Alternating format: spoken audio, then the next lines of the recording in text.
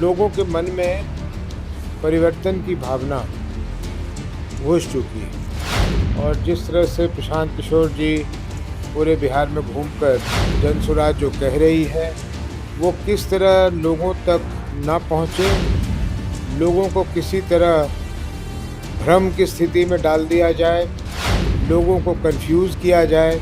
लेकिन मुझे लगता है कि बिहार की जनता अब समझ रही है कि 30 वर्षों से जो ठगी गई है वो चाहती है कि इस बार वो परिवर्तन करके अपने लिए खुद ही एक अच्छी सरकार बना ले। नमस्कार, आप देखना शुरू कर दिया है लाइव सिटी में आपके साथ तनविलम। देखिए, बिहार विधानसभा चुनाव जैसे जैसे नजदीक आ रहे हैं वैसे ही सरगर्मी काफी तेज होती हुई नजर आ रहा है। और देखिए, जनसुराज पार्टी के जो राष्ट्रीय अध्यक्ष है उदय सिंह उर्फ पप्पू सिंह, वो पूर्णिया पहुंचे हुए हैं और लगातार जब से पूर्णिया पहुंचे हैं लगातार सीमांचल में सुगबुडाहट चर्चा काफी तेज होने लगा, क्योंकि चुनाव काफी नजदीक है और जनसुराज अपनी बिहार में बदलाव यात्रा में भी है।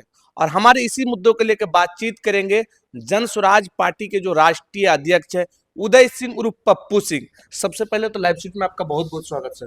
धन्यवाद, आप लोगों को बहुत शुभकामना। सर, बिहार विधानसभा चुनाव काफी नजदीक है और चारों तरफ चर्चा गूंजने लगा अभी से। जब से राष्ट्रीय अध्यक्ष बने हैं सीमांचल की काफी बदलाव चर्चा आप पर आ रहे हैं कि अब बदलाव कुछ देखने को मिलेगा, क्या कह रहे हैं? दो अलग अलग चीज़ें हैं। जब भी चुनाव आता है तो थोड़ी सी सरगर्मी, राजनीतिक सरगर्मी बढ़ती है। वो तो स्वाभाविक है ना कि लोग जो इतने दिन सोए हुए थे अब उनको फिर मौका दिखता है कि चुनाव के दंगल में वो भी हिस्सा लेंगे, वो भी अपने भागीदारी पेश करेंगे। रह गई बात मेरे राष्ट्रीय अध्यक्ष बनने का, वो ठीक है, लेकिन पूर्णिया तो मेरा घर है, मैं हमेशा की तरह यहाँ आया हूँ। और इस बार क्योंकि अ, अतिरिक्त जिम्मेदारी है पार्टी के राष्ट्रीय अध्यक्ष होने के नाते, इसलिए लोगों से मिलकर उनसे राय विचार कर रहा हूँ कि हमें यहाँ किस रूप में लोगों के बीच जाना है, कोई ख़ास चीज़ यहाँ करनी है या नहीं। तो अभी तो इसी चीज़ में लगे हुए हैं। लेकिन मोटे तौर पे मैं बता दूं आपको तन्वी कि लोगों के मन में परिवर्तन की भावना घुस चुकी है। वो चाहते हैं कि परिवर्तन हो और जिस तरह से प्रशांत किशोर जी पूरे बिहार में घूमकर लोगों को बतला रहे हैं और आजकल सूचना बहुत जल्दी इधर से उधर चला जाता है, तो यहाँ के लोग भी सुन रहे हैं कि वो क्या कह रहे हैं और उनकी बातों से अधिकांश लोग सहमत हैं। अब यूँ समझिए कि दूसरे राजनीतिक दल इस संवाद के प्रचार में इसको रोकने में लगे हैं कि प्रशांत किशोर जो कह रहे हैं, जनसुराज जो कह रही है, वो किस तरह लोगों तक ना पहुँचे, लोगों को किसी तरह भ्रम की स्थिति में डाल दिया जाए, लोगों को कंफ्यूज किया जाए। लेकिन मुझे लगता है कि बिहार की जनता अब समझ रही है कि 30 वर्षों से जो ठगी गई है वो चाहती है कि इस बार वो परिवर्तन करके अपने लिए खुद ही एक अच्छी सरकार बना ले। जनसुराज किसी प्रशांत किशोर जी या किसी उदय सिंह की या किसी मनोज भारती जी या आरसीपी सिंह जी या ऐसे लोगों की पार्टी नहीं है। ये बिहार की जनता की पार्टी, और बिहार की जनता इस बार खुद अपने लिए एक सरकार बनाएगी।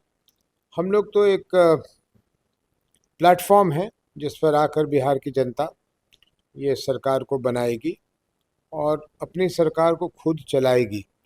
इसी का अर्थ है जन सुराज।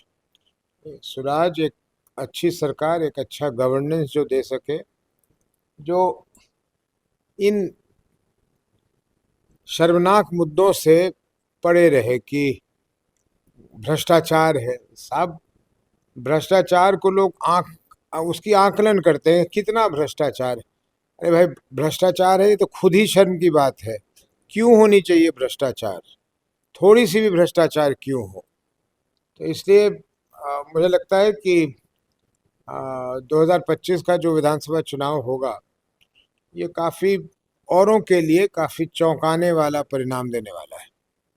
सर, हर पार्टी अपने अपने जो सीएम का फेस है वो अपनी दावेदारी पेश करती हुई नजर आ रहे, चेहरा दिखाती हुई नजर आ रहे, लेकिन जो जनसुराज है, पार्टी के आप राष्ट्रीय अध्यक्ष है, आपने 2 दिन पहले कहे थे कि अगर वैसे बात होंगे तो सीएम का चेहरा जो है वो प्रशांत किशोर को बनाया जाएंगे। इसमें क्या है कि इस बार जनसुराज पार्टी का सीएम का फेस कौन होगा या फिर चेहरा कौन होंगे? अगर सरकार बनाने की उम्मीद भी आ गई आप लोग किसी, तो उस समय क्या करेंगे सर? किसी तनवीर गठबंधन से सरकार बनाएंगे या फिर अपनी ही सरकार बनाएंगे?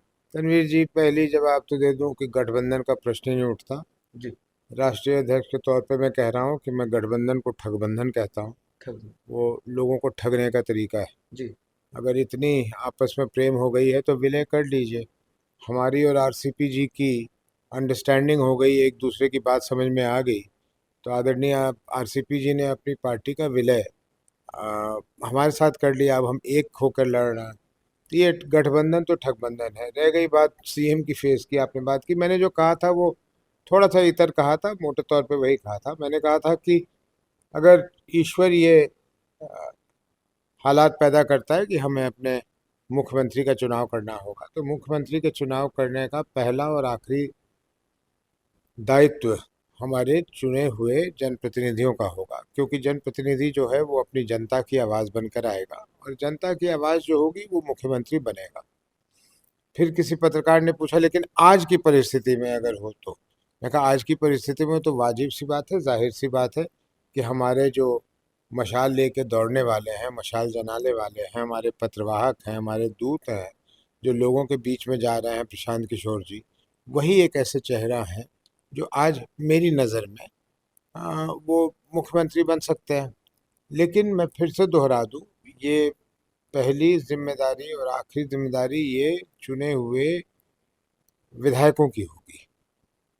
और बताइए। तो लग रहा है कि इस बार प्रशांत किशोर के साथ मिलकर आप बिहार में परिवर्तन लाएंगे।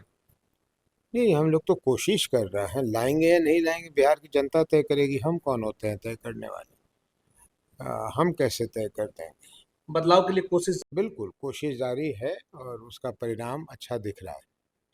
तो सुना आपने, हमारे साथ बातचीत करने के लिए जन सुराज पार्टी के राष्ट्रीय अध्यक्ष थे। देखिए वो साफ साफ कहती हुए नजर आ रहे हैं कि बिहार में विधानसभा का चुनाव नजदीक है और इस बार जो रिपोर्ट आएंगे वो काफी दिलचस्प और चौंकाने वाला रिपोर्ट होगा। और उसके साथ साथ ये भी कहते हुए नजर आ रहे हैं कि जनता उसके साथ साथ जो माननीय विधायक होंगे वही तय करेंगे कि बिहार विधानसभा का चुनाव के बाद एमएलए ही तय करेंगे कि आखिर कौन होगा मुख्यमंत्री फेस का चेहरा। लेकिन हमारे साथ जो बात कर रहे थे उदय सिंह और पप्पू सिंह, वो साफ साफ कह रहे थे कि जो जनता के हितों में काम कर रहे हैं, जनता के बीच 24 आवर्स जा रहे हैं।